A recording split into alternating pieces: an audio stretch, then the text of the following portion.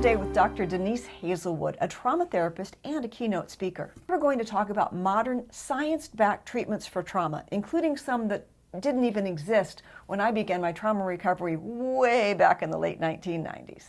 Tell me about the different kinds of trauma treatments, the effective ones that have been developed over the past several decades. So here's the scary thing, is that effective treatment has only been around for about 40 years. Before that, we didn't have real clear ways of addressing what we now define as post-traumatic stress disorder, so PTSD.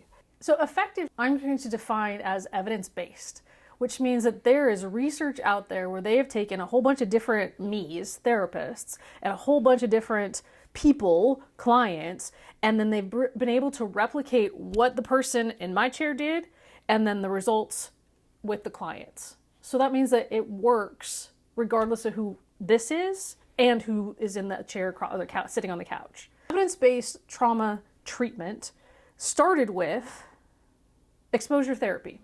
Exposure therapy is exactly what it sounds like. You're going to be exposed to the thing that you're scared of, or that harmed you, or that you think might harm you. So like, if something terrible happened involving a spider at some point in your life, and you're like, get me around spiders. Exposure therapy might get you all the way from like, you have to run from the building if you know there's a spider in there, never ever enter a barn, to I can have one crawling on my arm and be totally fine. Totally fine. So exposure therapy is very powerful. It's really great with phobias because we have this very specific thing that we're afraid of. There might be a story behind how we became afraid of spiders, and all of that gets addressed with exposure therapy. And then after that, we got cognitive processing therapy. And it's what it sounds like, cognitive thinking. And so when trauma happens, it shapes us. It shapes the story. It shapes the memory of what happened. It shapes our narrative about ourselves. And so CPT, it's a very structured process. And for people who like to do homework, this is a really great trauma treatment. And again, you need to work with a therapist who has been trained to be very effective in this. And so they take you through the steps in a very deliberate way. You do your homework in between sessions.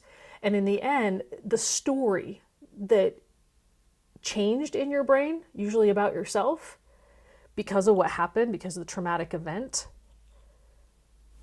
now gets rewritten. As someone who loves homework, I have to ask, is it like written homework? Do you get an assignment and you get to fill it out in a notebook? Yes, you do. Oh, cool. Yes, you do.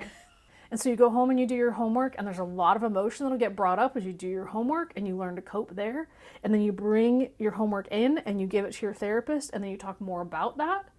And that therapist walks you through the healing journey. That one, all of these, you absolutely need someone who has done the training and has the qualifications. About the 90s, eye movement desensitization and reprocessing. EMDR. Yeah. And that one has been around since the 90s, and it's very, very effective. And so more and more people are hearing about it because people they know go see a therapist, do EMDR, and they get better. And so the way that EMDR works is that the bilateral movements of the eyes seems to be very powerful. If you've ever watched someone sleep, when you're in your REM sleep cycle, we can often see eyes moving. Right. And so this is where science started going, there's something about that. And then, long story short, somebody discovered that we can do this on purpose. Francine Shapiro. When you do that on purpose, it turns out we engage a natural healing process in the brain. And then when we do that and we point the brain at the trauma, your brain and body can now process something that it was so overwhelmed when it happened, it couldn't process it, and it got stuck. Now we're unsticking it and we're getting it out. And it can bring about healing. For the Seattle people in the audience, didn't Francine Shapiro develop that right here in Seattle? Yeah. Yeah, pretty cool. So, and moving on, there's one more. So EMDR is doing its thing, and what EMDR is doing is it's also helping the body. And so it wasn't until the 2000 aughts where there was some really good science, because now we had developing technology. There's some really good science that came out that said, you know what, it's not just in your brain. Trauma is actually held in the body as well. EMDR allowed the body to participate in that healing process. And then somewhere in the late aughts, we had science, because we could now use MRIs in research because of finances and technology developments and all these things.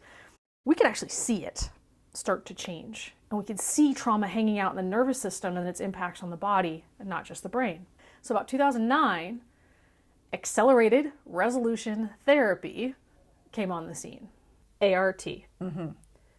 I really wish they would have had a different acronym, because if somebody Googles ART, art therapy, they will find a modality for therapy, just not the one I'm about to talk about. Right. Okay. And there's a place for that that's very effective. Not trauma necessarily. And so accelerated resolution therapy is very intentional. It works on that same bilateral stem theoretical foundation as EMDR, but it very intentionally includes the body. And so now we're processing the things in the brain, and then we're processing things in the body, the nervous system, and we're seeing a lot of release of the tension and the fear and the physiological elements of of trauma. Tension going away. Yeah.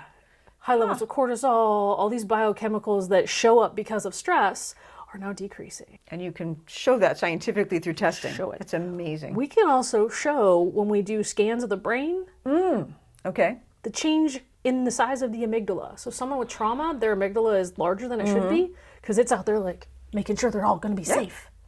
And then as healing happens, the amygdala shrinks back down to the almond-sized piece of anatomy that it's supposed to be. That's amazing.